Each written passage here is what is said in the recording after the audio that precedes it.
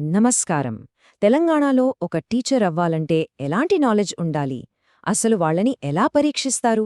ఈ ప్రశ్నలకు సమాధానమే తెలంగాణ టీచర్ ఎలిజిబిలిటీ టెస్ట్ అంటే టెట్. ఈరోజు ఆ పరీక్ష లోపలికి వెళ్లి కొన్ని ఆసక్తికరమైన విషయాలు తెలుసుకుందాం. ఒక్కసారి ఆలోచించండి, భవిష్యత్ తరాలను తీర్చిదిద్దాలంటే అసలు ఎలాంటి నాలెడ్జ్ కావాలి అంటే ఈ టెట్ పరీక్షలో అడిగే ప్రశ్నలు ఊరికే సరదాకి అడిగేవి కాదన్మాట. మన ఉపాధ్యాయులకుండాల్సిన నాలెడ్జ్కి ఇవి ఒక స్టాండర్డ్ సెట్ చేస్తాయి.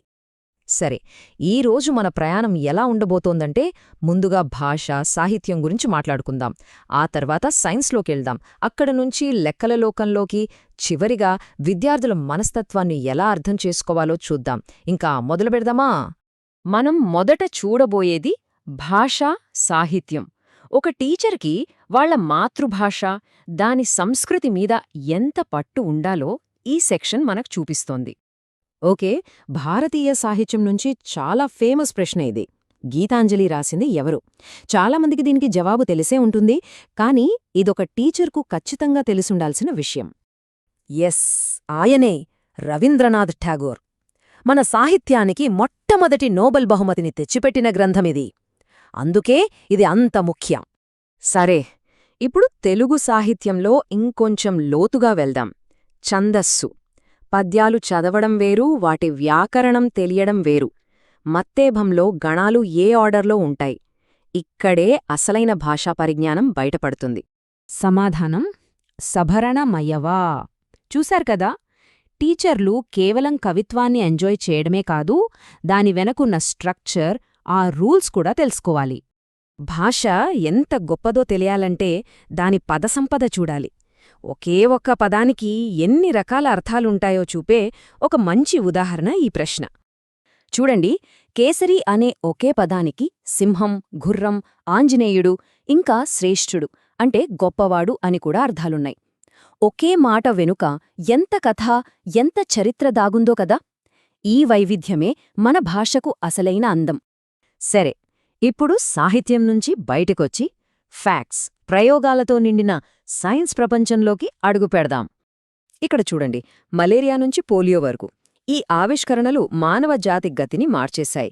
క్లాస్లో సైన్స్ ప్రాముఖ్యతను చెప్పాలంటే ఒక టీచర్కు ఈ హిస్టారికల్ మైల్ స్టోన్స్ మీద ఖచ్చితంగా అవగాహన ఉండాలి. వావ్, ఎంత మంచి ప్రశ్న కదా ఇది! బాటనీ, కెమిస్ట్రీ రెండింటినీ కలుపుతోంది.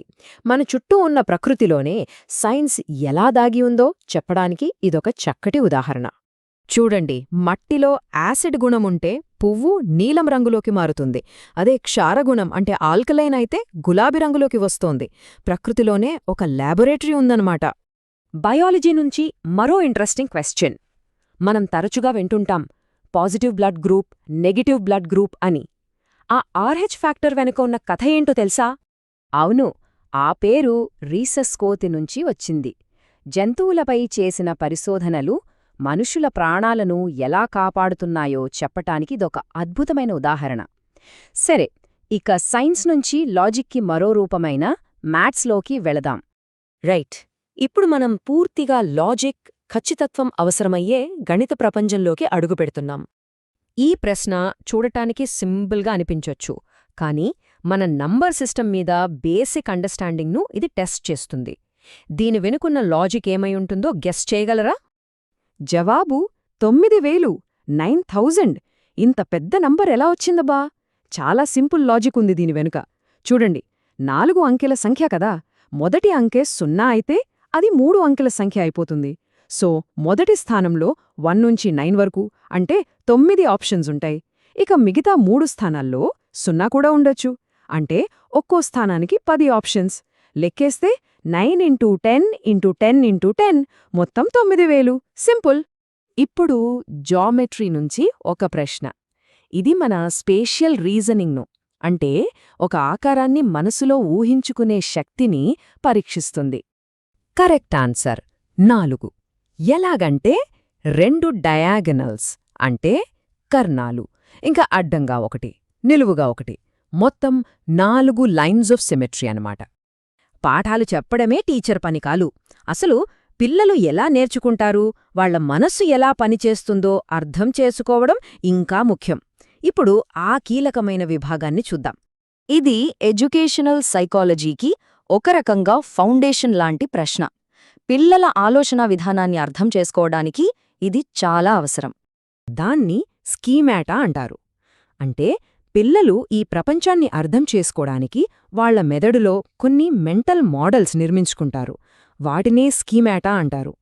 ఒక మంచి టీచర్ ఈ మోడల్స్ను అర్థం చేసుకుని దానికి తగ్గట్టు పాఠాలు చెప్పినప్పుడే పిల్లలు బాగా నేర్చుకోగలరు. సో మనం చూసిందాన్ని బట్టి అర్థమయ్యేదేంటంటే, తెలంగాణ టెట్ పరీక్ష కేవలం సబ్జెక్ట్ నాలెడ్జ్ను మాత్రమే టెస్ట్ చేయట్లేదు. ఒక టీచర్కు భాష, సంస్కృతి, సైన్స్, లాజిక్, ఇంకా పిల్లల సైకాలజీ ఇలా అన్ని రంగాల్లో లోతైన అవగాహన ఉండాలని ఆశిస్తోంది. టీచింగ్ అనేది ఎంత గొప్ప పనో అంతే ఛాలెంజింగ్ అని ఇది మనకు గుర్తు చేస్తోంది. ఈ ఆలోచనతో ఈ విశ్లేషణను ముగిద్దాం. పరీక్షల్లో వచ్చే మార్కుల కన్నా ఒక అద్భుతమైన భవిష్యత్ తరాన్ని నిర్మించడానికి ఇంకా ఏమి కావాలో ఆలోచించండి. మరో ఆసక్తికరమైన అంశంతో మళ్ళీ కలుద్దాం.